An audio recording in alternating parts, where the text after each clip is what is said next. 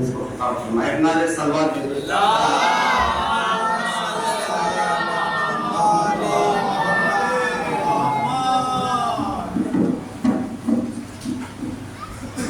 فاتحہ مع الصلوات.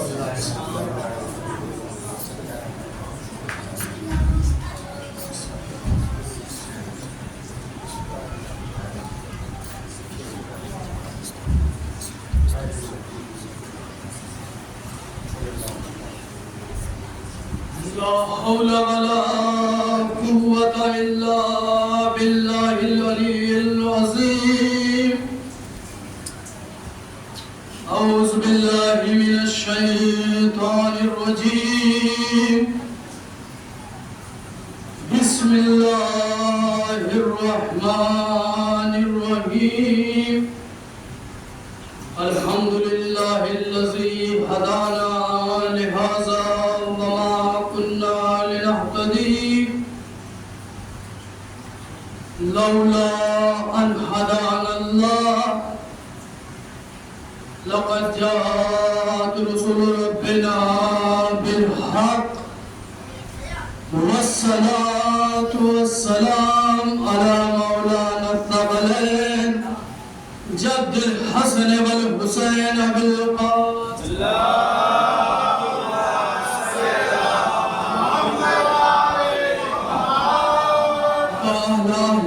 الطيبين الطاهرين المعصومين المظلومين المنتخبين المنتجبين ولعنة الله على أعدائهم أجمعين من يومنا هذا إلى يوم الدين. أما بعد فقد قال الله تبارك وتعالى في القرآن المجيد وهو أصدق الصادقين وقوله الحق بالحق. بسم الله الرحمن الرحيم. يا أيها الذين آمنوا اذكروا الله ذكرا كثيرا.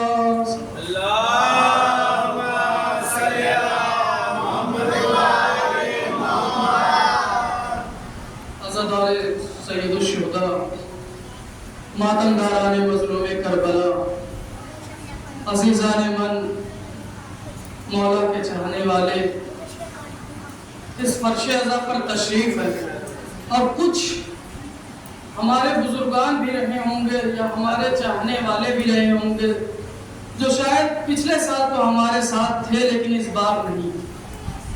ہو سکتا ہے کچھ لوگوں کا انتقال کر گیا ہو، کچھ لوگ اس دنیا سے چلے گئے.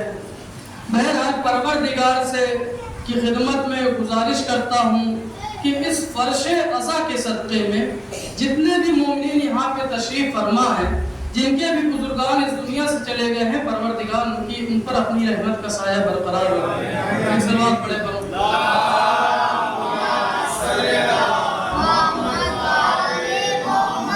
تمام تعریفیں ہیں اس پروردگار کے لیے جس نے ہمیں خلق اور خلق کرنے کے بعد ہمیں تنہا نہیں چھوڑا.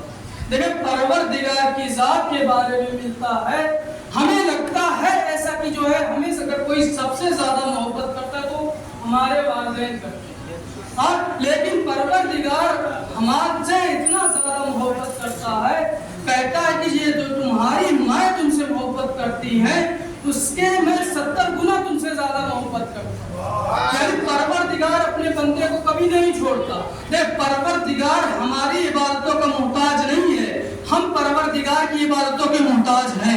اگر کسی کو لگتا ہے کہ ہم نے نمازیں پڑھ لی، ہم نے فرش عزا بچھا لیا، ہم نے ساری چیزیں کر لی، ہر عملے شریعہ پر ہم نے عمل کر لیا، ہم اپنی احکام سے اپنی ذمہ داریوں سے بری ہو گئے، تو یقین مانیے اگر ہمارے جسم کا ریزہ ریزہ بھی ہو جائے تب بھی ہم پروردگار کیا ذکر اور جو ہے امام حسین کیا ذکر کے جو ہے نہ کے برابر ہم نے کیے.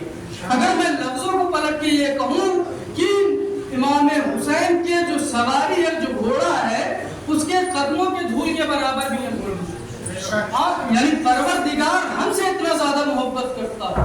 اب سوچئے اہل بیت سے کتنا زیادہ محبت کرتا ہو. ہاں دیکھیے میں نے کل ہی ایک روایت پیش کی تھی آپ کے سامنے کہ اہل ذکر کون ہے. کچھ جو اہل بیت کا ذکر کرنا، نماز روزہ پڑھنا، ساری چیزیں تھی۔ اسی میں سے ہے وبالوالدین احسانا، یعنی اپنے والدین کے ساتھ حسن و سلوک کیا جائے، اپنے والدین کے ساتھ نیکی کی جائے، اپنے والدین کے ساتھ عمل صالح انجام دیا جائے۔ دیکھیں یہ درس اگر ہمیں کہیں سے ملتا ہے تو اسی فرش اعزا سے ملتا ہے، یعنی در حسین سے ملتا ہے۔ تو میں جوانوں سے اور نوجوانوں سے یہ گزارش کرنا چاہتا ہوں، آپ کا اخلاق چاہے جتنا ہی باہر کیوں اچھا نہ ہو، لیکن اگر آپ کا اخلاق آپ کے اہل خانوادہ کے لیے اچھا نہیں ہے تو آپ حسینی کہلانے کی اگر والدین کے آگے اگر آپ کی آواز بلند ہو رہی ہے تو گویا آپ نے حسین تو سنا لیکن کردار حسین کو اپنے دل میں نہیں اپنایا۔ آج میں ایک مثال دیتا چلوں، ایک روایت وہ ایسے کرنی کون ہے بھائی؟ دیکھیں تھوڑا تھوڑا بولتے ہیں، ہاں آپ مجلسوں میں مسلسل یہ سنتے رہتے ہیں، اور میری یہ عادت ہے کہ میں جب مجلس پڑھتا ہوں تو کچھ چیزیں میں پوچھتا ہوں، اور یہ جو ہے واضح واضح سامنے کی چیزیں۔ وہ ایسے کرنی کون ہے؟ رسول اللہ کے صحابی، اور وہ ایسے کرنی ایسے صحابی ہیں جنہوں نے اپنی زندگی میں رسول اللہ کا دیدار نہیں کیا لیکن پھر بھی صحابی ہیں اور رسول اللہ کے خاص صحابی ہیں۔ لیکن ان کی ایک والدہ تھی جو بہت زیادہ علی در حال مرض مبتلا، بودی یا بودن، جو بھی آپ اپنی زبان میں جو بھی فارسی آپ استعمال کرتے ہیں وہ کر لیجئے۔ دیکھیں ان کی والدہ جو ہے حالت بستری میں تھی۔ اب روایت یہ بتاتی ہے خود اویسے کرنی ضعیف ہے، یعنی خود اویسے کرنی کی بھی ایج کافی ہے، یعنی اویسے کرنی ضعیف ہے، ان کے پاس یعنی خود ان پر بڑھاوت آ رہی ہے، لیکن پھر بھی وہ اپنے والدین کی خدمت کر رہے ہیں۔ اب آپ سوچئے کہ جس کا بیٹا بوڑھا اس کی ماں کتنی ضعیف ہو۔ اب روایت یہ بتاتی ہے کہ جو ہے یہ اپنی والدہ کی خدمت کیا کرتے تھے۔ اب چونکہ رسول اللہ کے صحابی تھے، رسول اللہ کو ماننے والے تھے، اب ان کے دل میں یہ حسرت ہوئی کیوں نہ ہم رسول اللہ کی زیارت ہو جائے۔ آپ دیکھیں روایتیں بتاتی ہیں کہ ان کی والدہ اتنی ضعیف تھی کہ وہ کھانا بھی نہیں کھا پاتی تھی۔ روایت بتاتی ہے کہ وہ لقمے کو لیتے تھے اور چباتے تھے، اس کے بعد جو ہے اپنی والدہ کو جو ہے کھلاتے تھے۔ اب میں سچ بتا رہا ہوں کہ جن کے والدین اس دنیا میں باحیات ہیں، خدا کے لیے ان کی عزت کریں، ان کی خدمت کریں، اور جو ہے یہی وہ لوگ ہیں کہ اگر آپ روزے محشر میں پریشان ہوں گے، اگر مولا کے چاہنے والی تھی تو وہ آپ کی شفاعت کروا سکتے ہیں۔ میں کتاب کا حوالہ دیتا ہوں، انشاءاللہ یہ روایت میں کل پڑھوں گا، اور رواہ العجائب ایک کتاب ہے، اس میں ایک واقعہ پورا میں انشاءاللہ کل پڑھوں گا اس چیز کو اگر وقت رہا تو۔ دیکھیں وہ ایسے کرنی کہ دل میں چاہ ہوئی کہ میں رسول اللہ کی زیارت کرنے جاؤں۔ اب وہ آئے ماں کی خدمت میں کہ اے والدہ گرامی آپ مجھے اجازت دیجئے، میں چاہتا ہوں رسول اللہ کی زیارت کو جاؤں۔ تو ان کی والدہ کہتی ہے کہ اچھا بیٹا جانا چاہتے ہو تو چلے جاؤ، لیکن ہاں دیکھو اگر رسول اللہ کو آنے میں تاخیر ہو تو تم واپس چلے آنا۔ یعنی میں نوجوانوں سے یہ بیان کرنا چاہتا ہوں کہ اپنے والدین کی کبھی بھی نافرمانی نہ کریں، یعنی اگر والدین نے کچھ کہہ دیا تو وہ آپ پر واجب ہے کہ آپ اس پر عمل کریں۔ دیکھیں اس سے والدین کی اہمیت کا بھی اندازہ ہوتا ہے۔ وہ ایسے کرنی نے کہا ٹھیک ہے والدہ گرامی۔ اب جناب اویسے کرنی یعنی قرض، ایک جگہ کا نام ہے، قرض جو ہے مدینہ کی جانب روانہ ہوئے۔ روایت بتاتی ہے کہ رسول اللہ کے گھر پر گئے اور جو ہے دخل باب کیا، جناب فضہ آئی، انہوں نے سلام کیا کہ فضہ آپ پر سلام ہو، اور میں رسول اللہ سے ملنے آیا ہوں، رسول اللہ سے ملاقات کرنے آیا ہوں۔ جناب فضہ نے کہا کہ رسول اللہ تو گھر پر نہیں۔ اب روایت بتاتی کہ انہوں نے تھوڑا سا انتظار کیا، اب جب رسول اللہ کو آنے میں تاخیر ہوئی تو یہ جو ہے قرن کی طرف لوٹ گئے، یعنی اپنے وطن کی طرف چلے گئے۔ اب جیسے ہی یہ اپنے وطن قرن لوٹ گئے وہاں پہ رسول اللہ آئے۔ اب رسول اللہ جیسے ہی گھر پر آئے، رسول اللہ نے کہا جے فضہ یہ بتاؤ کہ یہاں کون آیا تھا؟ یہاں تو جنت کی خوشبو آ رہی ہے، یعنی ایسا لگ رہا ہے کہ یہاں پہ جنت سے کوئی آیا تھا۔ تو جناب فضہ کہنے لگی کہ ہاں رسول اللہ کوئی تو آیا تھا، آپ کا پتہ کر رہا تھا۔ اسی درمیان مولا کائنات آتے ہیں۔ اب جیسے ہی مولا کائنات آتے ہیں، رسول اللہ مولا کائنات سے فرماتے ہیں کہ یہ اے علی اس ویسے کرنی کو کبھی بھولنا نہیں، اور جو ہے جب بھی تمہاری اس سے ملاقات ہو تو سب سے پہلے میرا یعنی رسول اللہ کا اس کو سلام کرنا۔ وہ ایسے کرنی وہی ہے جو جنگ صفین میں مولا کائنات کے ساتھ شہید ہوئے، یعنی وہ شرف یہ تھا اہل بیت کا، اہل بیت کے در کا یہ شرف تھا کہ جب ان کے در سے جو ہے متصل ہوئے تو آج کے زمانے میں بھی ویسے کرنی کا ذکر ہوتا ہے، یعنی اہل بیت سے جو نزدیک ہو جائے گا ان کا ذکر روز قیامت تک ہوگا۔ صلوات پڑھیں۔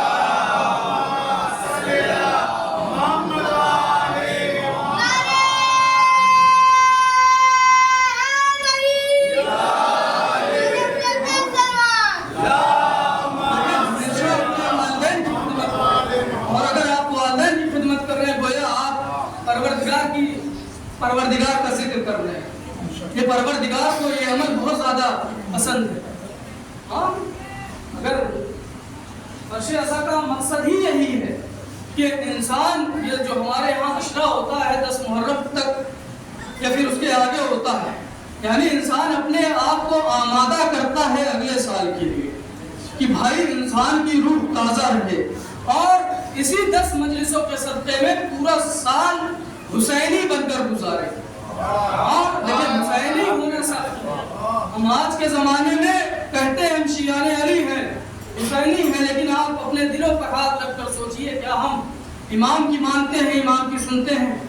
ہاں زبانوں سے تو کہتے ہیں کہ ہم مولا کے چاہنے والے ہیں، کیا ہمارے اندر وہ چیزیں ہیں جس سے ہمارے مولا یہ کہہ سکے کہ یہ ہمارا چاہنے والا ہے؟ صلوات پڑھے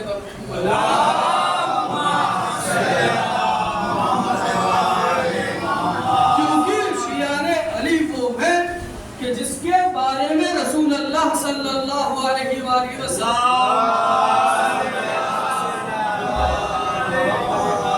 ارشاد فرماتے ہیں کہ یا علی انت و شیعتک هم الفائزون، یا علی آپ اور آپ کے شیعہ فائز ہیں، یعنی کہنے کا مقصد یہ ہے کہ اگر شیعہ فائز ہیں یعنی شاید رسول اللہ کو بھی پتا تھا کہ دیکھو آنے والے وقت میں بہت سارے آپ کو ایسے ملیں گے جو اشہد ان محمد رسول اللہ کو پڑھیں گے، لیکن بہت ہی شاید بہت کم تعداد میں ایسے ہوں گے جو علی ولی اللہ پڑھیں گے، یعنی اب وہ کامیاب ہوں گے جو علی ولی اللہ پڑھیں گے۔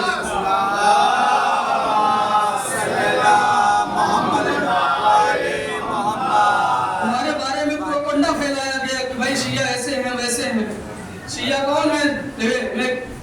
ایک ایسا فرقہ بھی ہمارے سامنے موجود ہے کہ لفظ شیعہ کی وہ تشریح کر رہے ہیں کہ شیعہ کون ہے۔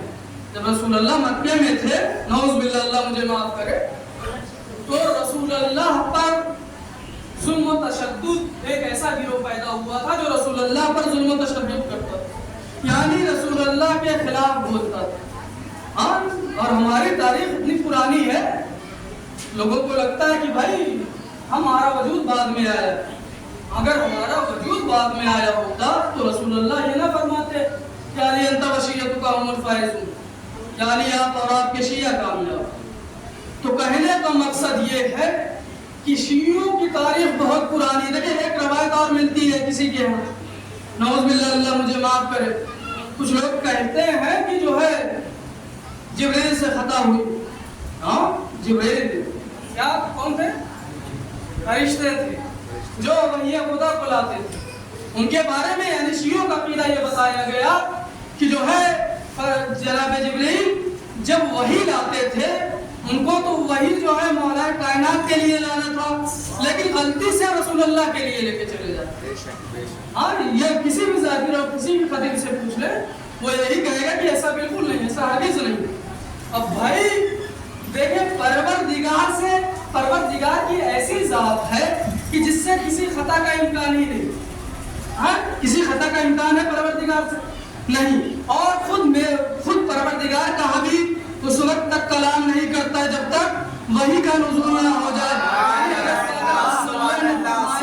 اگر رسول اللہ نے فرمایا یا علی انت و شیعتک هم الفائزون، گویا رسول اللہ نہیں فرما رہے، پروردگار فرما رہے۔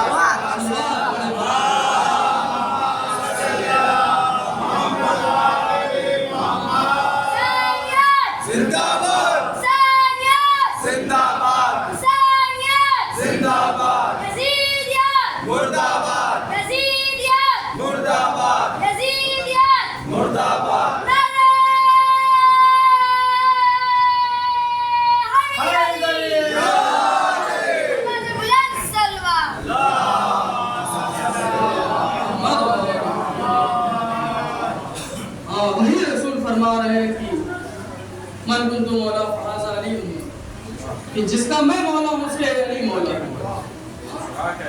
لوگوں نے رسول اللہ کی وفات کے بعد کیا کیا؟ ایک شورا بیٹھائی، ایک کمیٹی بیٹھائی اور خود سے جو ہے مولا کا انتخاب کرتی ہے، اور لوگوں نے کہا کہ بھائی وہ رسول اللہ نے جو فرمایا تھا وہ تو بے معنی دوست، بے معنی رفیق، یعنی وہاں پہ مولا کے معنی رہبر کے نہیں تھے، مولا کے معنی دوست کے۔ مجھے پوری غدیر نہیں پڑھنی، بس میں اشارہ کرتا چلوں کہ رسول اللہ کا جب آخری حج قریب آیا، رسول اللہ اپنا آخری حج جو ہے کر کے اپنے وطن کی جانب بڑھے تھے، تو کیا ہوا تھا؟ پروردگار کی وحی نازل ہوئی کہ اے حبیب اس پیغام کو پہنچا دیجیے جس کا پہلے آپ کو حکم دیا گیا، یعنی اے حبیب اس پیغام کو پہنچا دیجیے جس کا پہلے آپ کو، جس کے بارے میں پہلے آپ سے کہا گیا تھا۔ اگر آپ نے اس حکم کو نہیں پہنچایا، گویا اپنے اجر رسالت کا کوئی فعلی انجام نہیں دیا۔ بھائی اگر یہ چھوٹی بات رہتی تو پروردگار یہ کیوں کہتا کہ اے رسول اللہ آپ نے کوئی اجر رسالت کا کامل انجام نہیں دیا؟ اجر رسالت خطرے میں ہے تو پتہ یہ چلا کہ بھائی یہاں پہ من کنت مولا فہذا علی کے معنی دوست کے نہیں بلکہ مولا کے ہیں۔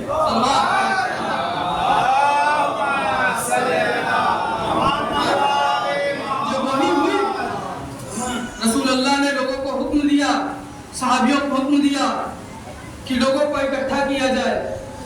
میدان خم میں لوگوں کو اکٹھا کیا گیا۔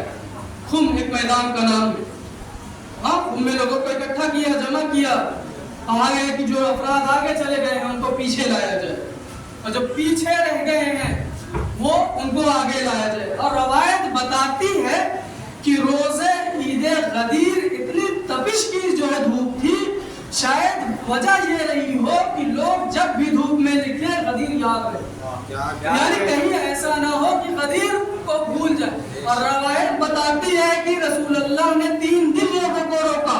اب شاید وجہ یہ رہی ہو کہ جب وہ اپنے گھر لوٹے کہیں ایسا نہ ہو کہ جھوٹ بول دے۔ ہاں جب گھر والے یہ پوچھیں گے بھائی 3 دن تھے کہاں، تو ان کی مجبوری ہے بتانا کہ وہ غدیر میں تھے۔ اب رسول اللہ نے حکم دیا کہ بھائی کجاؤ کا ممبر تیار کیا جائے، اور کمال کی بات یہ ہے کہ کجاؤ کا بھی ممبر انہی کا بنایا گیا جن کو لگتا تھا کہ وہ ہم بھاگ جائیں گے، جن کو لگتا تھا ہم خودریزی اختیار کرنے جائیں گے، جن کو لگتا تھا کہ ہم فراری اختیار کرنے جائیں گے۔ رسول اللہ نے ان کے کجاؤ کا ممبر بنایا، ممبر پر گئے، علی کو بلایا، خطبہ دیا، اب اپنے دونوں ہاتھوں پہ علی کو بلند کر کے فرمایا من کنت مولا فہذا علی المولا۔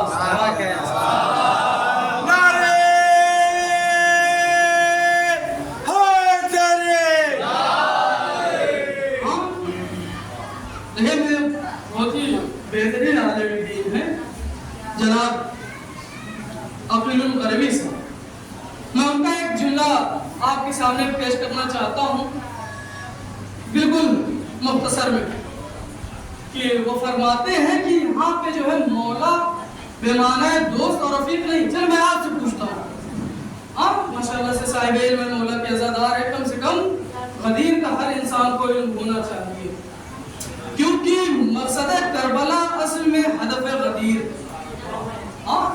جب وہ فرماتے ہیں، چل میں آپ سے پوچھتا ہوں، تو یہاں پہ مولا کے معنی دوست کے، یعنی آپ رسول اللہ کو اپنا دوست مانتے ہیں؟ رسول اللہ کو آپ اپنا دوست مانتے ہیں؟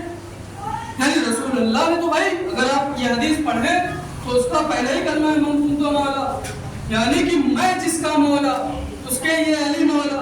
بھائی میں اپنا ایک جملہ کہتا ہوں کہ آپ اگر رسول اللہ کو اپنا دوست مانتے ہیں تو آپ دوست مانیے، ہم رسول اللہ کو اپنا مولا مانتے ہیں، لہٰذا مولانا کو اپنا مولا مانیں گے۔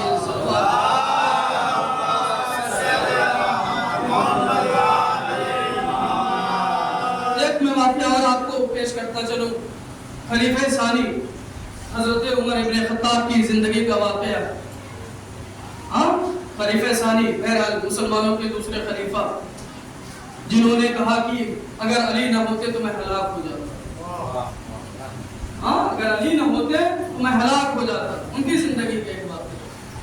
वो फरमाते हैं कि मदीने में एक वाक़या पेश आया, और वाक़या ये देखिए, मैं वाक़या तो है बड़ा तफसीली, लेकिन मैं मुख्तसर तरीके से उसको बयान करता चलो और इंशाअल्लाह मैं इसे रखते मसाइल दूंगा। यानी उन्होंने कहा कि मेरी जिंदगी में एक वाक़या पेश आया, और वो वाक़या क्या था, ये पूरी दास्तान है उसकी, लेकिन मैं मुख्तसर से जो है बयान करता चलूं कि एक वक्त आया था कि एक मस्जिद में जो है किसी का जनाजा, यानी किसी ने किसी को मार दिया। चले मैं एक इशारा करता चलूं कि एक औरत एक बयाबान में एक सहरा में रहती थी, जिसके वालिद खुद जो है शहीद थे, यानी मोमिना थे। हाँ, यानी कि शायद मेरे ख्याल से जंग सिफीन में उनके वालिद साहब का जो है तो शहीद कर दिया गया। तो वो अकेले रहती थी, तो वहाँ पे एक बुढ़िया आई उनके पास, कहने लगी देखो बेटी, तुम एक मुत्तकी हो, परहेजगार हो, और तुम घर में अकेले रहती हो, मैं भी अकेली हूँ, मैं भी अकेली हूँ, अगर तुम चाहो तो मैं तुम्हारे घर आ जाऊँ। अब उसने इजाजत दिया, और जो है बुढ़िया आई, और जो है कुछ दिन रही, और रवायत बताती है कि इसका एक बेटा भी था जो बहुत नालायक था, और मेंबर भी बताती इसका भी ख्याल रखना है। तो बहरहाल इसके बेटा एक दिन जो है शराब की हालत में आया, और जो है बुरे अमाल अंजाम दिए। नतीजा ये रहा कि जब ये बुरा अमाल अंजाम दे दिया तो उसने खंजर निकाला और उस इंसान को मार दिया। अब मारने के बाद क्या किया जाए लाश का? हाँ, लाश को फेंका भी नहीं जा सकता, और सारी चीजें, तो इसने मस्जिद में रखवा दिया। अब जो है मौला, अब जो है जैसे ही इनकी लाश मस्जिद में पड़ी थी, नमाज सुबह के लिए लोग आए, भाई देखे कि एक लाश पड़ी है, लोग गए भाई उनके पास। अब मैं एक जुमला कहना चाहूंगा, पहले अगर कोई मसला हल किया होता तो ये मसला हल करते। हाँ, पहले अगर कोई मसला ये हल किया होता तो ये हल करते। जब भी दीन मोहम्मदी पे, शरीयत मोहम्मदी पे कोई भी बात आई है, सिवाय अली और आने अली के कोई नहीं मिला। बहरहाल गए, भाई कैसे पता किया जाए कि जो है, देख कुछ लोग ऐसे भी थे उस जमाने में, चाहते थे किसी भी तरीके से फज़ाइल अहले बैत को कम किया जाए, यानी उनका हदफ ये होता था कि जो है मौलाए मुत्तकियान की तज़लील की जाए, मौलाए मुत्तकियान को हकीर बनाया जाए, लोगों के दिलों से उनकी मोहब्बत कम की जाए। तो मौलाए मुत्तकियान को बुलाया गया कि जो है यार ये ऐसे मसला है। मौलाए मुत्तकियान ने अभी ईद उल अज़हा गुजरी, देखिए मौलाए मुत्तकियान आए, कहने लगे कि इसमें हैरत वाली क्या बात है, जो अगली जो ईद आएगी उसमें जो है इसका कातिल पकड़ा जाएगा। अब लोग भाई ईद का वक्त, ईद के आने का इंतजार करने लगते कि भाई किसी तरीके से ईद आए ताकि हम अली को साबित कर सकें कि अली झूठ बोल रहे हैं। जैसे ही ईद का वक्त करीब आता है तो मौलाए मुत्तकियान एक कनीज का इंतखाब करते हैं। कनीज क्योंकि एक साल के बाद उसी मस्जिद, क्योंकि मैंने कहा कि बिल्कुल इख्तिसार के साथ में चल रहा हूँ, एक साल गुजरा था तो उसी मस्जिद में एक बच्चा भी मिला था, यानी कि एक बच्चे को उस मस्जिद में छोड़ दिया गया था। मौलाए मुत्तकियान ने उस बच्चे को लिया। अब कहने लगे कि देखो अच्छा ये ईद जो आई थी वो तो गुजर गई, अब जो आने वाली ईद है उस पे जो एक खातून आएगी और इस बच्चे के बारे में अगर कोई सवाल करेगी तो मुझसे बताना। अब लोगों में और ताज्जुब हुआ कि भाई अली कैसी बातें कर रहे हैं, बच्चा मिल गया तो इसका मतलब ये नहीं कि कातिल भी मिल गया। तब जैसे ही ईद आती है, जो कनीज को मौलाए मुत्तकियान ने इंतखाब किया था, अब ये बच्चे को देखे, हमारे यहाँ शायद ऐसी चीजें नहीं है कि औरतें मस्जिद में नहीं जाती है, लेकिन अरब का दस्तूर ये है कि यहाँ तक कि जमात की जो नमाज भी होती है तो वहाँ पे मर्द के पीछे जो है खवातीन भी नमाज पढ़ रही होती है, एक पर्दा लगा होता है, पीछे जो है खवातीन भी पढ़ रही होती है, चाहे वो मस्जिद हो, चाहे वो सहरा हो, चाहे वो ईद की नमाज हो, चाहे वो किसी और चीज की नमाज। बहरहाल ये औरत गई। अब जैसे ही ये औरत गई, अब देखे माँ की मोहब्बत है एक बेटे के लिए। अब जिसका बेटा था वो माँ इसके पास आई और प्यार मोहब्बत करने लग गई। अब मौलाए متقیان نے اس کنیز کو جس کو انتخاب کیا تھا اس کنیز نے اس عورت کو پکڑا، وہ عورت گھبرا گئی۔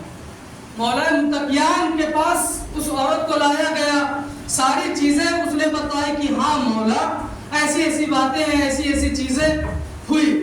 اب جو ہے جیسے ہی حضرت عمر ابن خطاب نے یہ بات سنی، یہ خود جو ہے عمر ابن خطاب کے جملے ہیں، وہ فرماتے ہیں کہ قسم خدا کی جیسے میں نے قسم خدا کی جیسے میں نے رسول اللہ کو انصاف کرتے دیکھا اسی طریقے سے میں نے علی کو انصاف کرتے دیکھا۔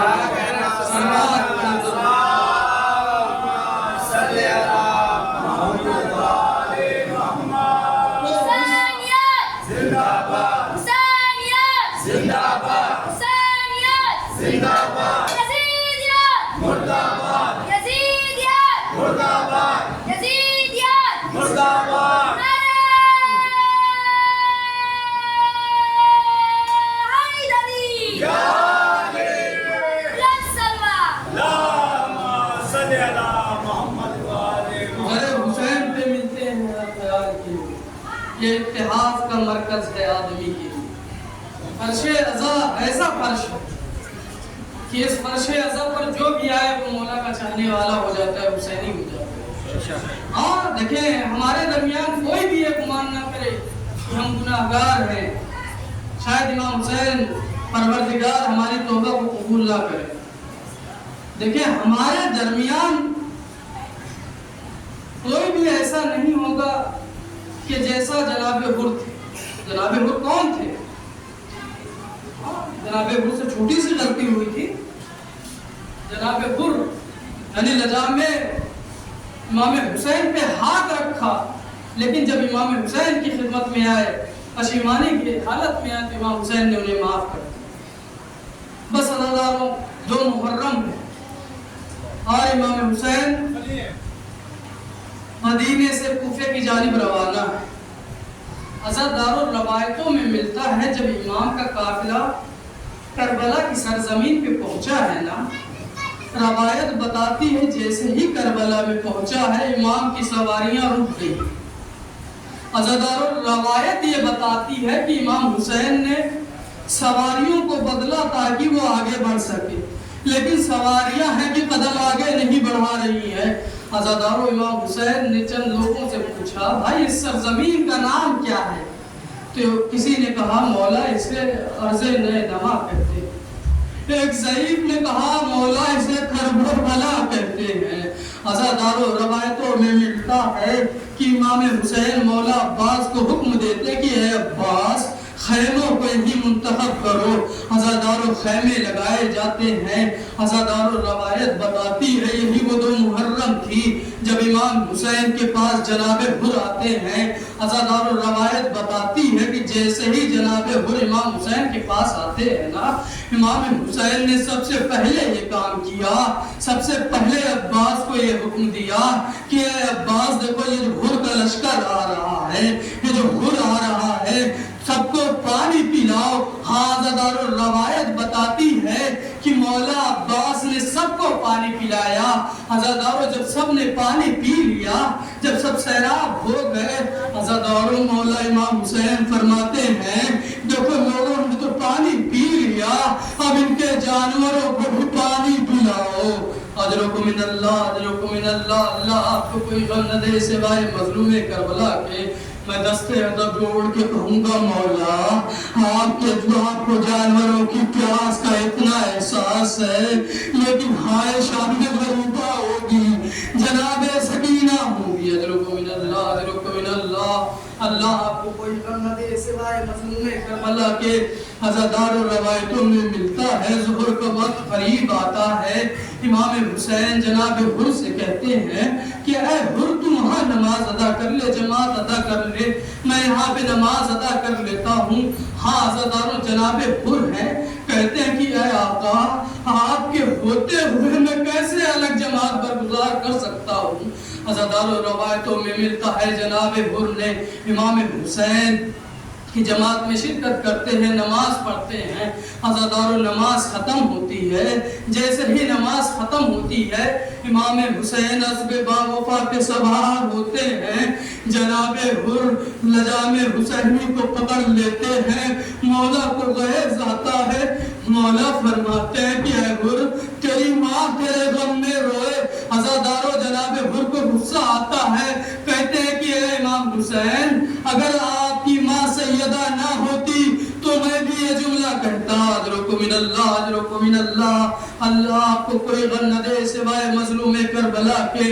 عزادارو روایتوں میں ملتا ہے کہ نام محرم آتی ہے، جناب حر کے دل میں بے چینی پیدا ہوتی ہے، جناب حر کے دل میں خوف پروردگار آتا ہے۔ عزادارو روایت بتاتی ہے نو محرم کی شب گزرتی ہے، جناب حر اپنے خیمے سے نکلتے ہیں، عزادارو روایت بتاتی ہے کہ جناب حر عمر سعد کے خیمے میں جاتے ہیں، پوچھتے ہیں کہ اے عمر سعد کیا تو سچ میں امام حسین کو شہید کر دے گا؟ عزادارو عمر سعد کہتا ہے کہ ہاں ہم نواسہ رسول کو شہید کر دیں گے، ان کے سروں سے چادریں چھین لیں گے، حضرت عباس کے بازو قلم کر دیں گے۔ عزادارو میں اپنی طرف سے بیان نہیں کر رہا بلکہ مورخین نے لکھا ہے جناب حر کے بدن میں لرزہ طاری ہوا، عزادارو کب کبھی کی عالم میں باہر آئے خیمے میں، ایک ان کا ساتھیوں میں سے ایک ساتھی تھا، جیسے ہی جناب حر کو دیکھا کانپتے ہوئے کہا کہ حر اگر مجھ سے کوئی یہ پوچھتا کہ عرب میں سب سے بہادر کون ہے تو میں تیرا نام لیتا، لیکن تو 72 سے ڈر رہا ہے۔ عزادارو جناب حر کہہ رہے کہ میں 72 سے نہیں ڈر رہا بلکہ میں حضرت فاطمہ زہرا سلام اللہ علیہ سے ڈر رہا ہوں۔ اجرکم من اللہ، اجرکم من اللہ، اللہ آپ کو کوئی غم نہ دے سوائے مظلوم کربلا کے۔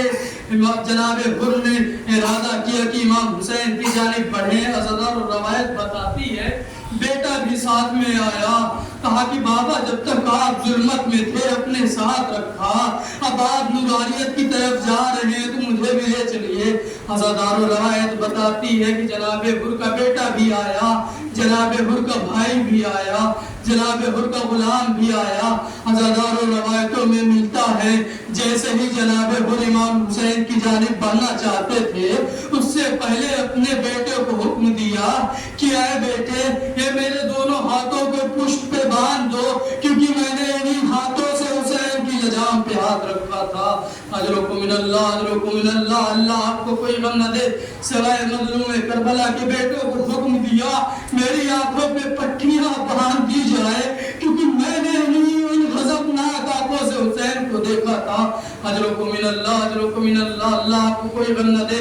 روایت بتاتی ہے کہ جناب حر امام حسین کی خدمت میں جاتے ہیں، اپنے آپ کو گرا لیتے ہیں، امام حسین جناب حر کو اٹھاتے ہیں، کہتے ہیں حر میں نے تمہیں معاف کیا، میری ماں فاطمہ نے تمہیں معاف کیا، میرے بابا علی نے تمہیں معاف کیا، میرے نانا رسول نے تجھے معاف کیا۔ ہاں عزادارو روایت بتاتی امام حسین فرماتے کہ اے حر دیکھو میرے خدا نے بھی تمہیں معاف کیا۔ اب یہاں پہ جناب حر کہتے کہ مولا اگر آپ نے مجھے معاف کر دیا ہے نا تو مجھے جنگ کرنے کے لیے اجازت دے۔ عزادارو مقتل کی روایت ہے، امام فرماتے ہیں کہ ٹھیک ہے حر جنگ کرنے کی اجازت دیتا ہوں۔ عزادارو روایت بتاتی ہے کہ جناب حر یہ چاہتے تھے کہ میں جنگ میں جاؤں اس سے پہلے میرا بیٹا جنگ میں جائے، کہیں ایسا نہ ہو کہ میں چلا جاؤں اور میرا بیٹا اتنا زیادہ مغموم ہو وہ کہیں وہ واپس نہ چلا جائے۔ عزادارو روایتوں میں ملتا ہے جناب حر کا بیٹا مقتل میں جاتا ہے، جنگ کرتا ہے، کچھ لوگوں کو واصل جہنم کرتا ہے۔ عزادارو روایت بتاتی ہے کسی ملعون نے حر کے بیٹے پہ ایک ایسا غرض مارا کہ جناب حر کا بیٹا زمین پر گرا، آواز دی بابا مدد کو آئیے۔ اب دیکھیں روایت یہ بتاتی ہے جناب حر اتنی تیزی سے مقتل کی جانب بڑھے ہیں نا۔ عزادارو روایت روایت بتاتی کہ جیسے ہی جناب حر اپنے بیٹے کے قریب پہنچے ہیں نا، کیا دیکھا کہ میرا مظلوم امام پہلے سے موجود ہے. اجرکم من اللہ. بس حضرات میں نے ختم کی مجلس کا آخری روایتوں میں ملتا ہے امام حسین جناب حر کے بیٹے کو اٹھاتے ہیں. جناب حر کہتے ہیں کہ مولا آپ کیوں زحمت کر رہے ہیں؟ مولا میں ہوں نا، میں اپنے بیٹے کو اٹھاؤں گا. حضرت امام حسین کہتے ہیں کہ اے حر، جوان کا بیٹے کا لاشا ہے، ضعیف باپ سے نہ اٹھے گا. اے کاش جوان بیٹے کی نیت پہ نہ جائے. بوڑھا ہو اگر باپ خدا غم نہ دلائے. بوڑھا ہو اگر باپ خدا غم نہ دلائے. سیعلم الذین انا للہ و انا الیہ راجعون. ربنا تقبل منا.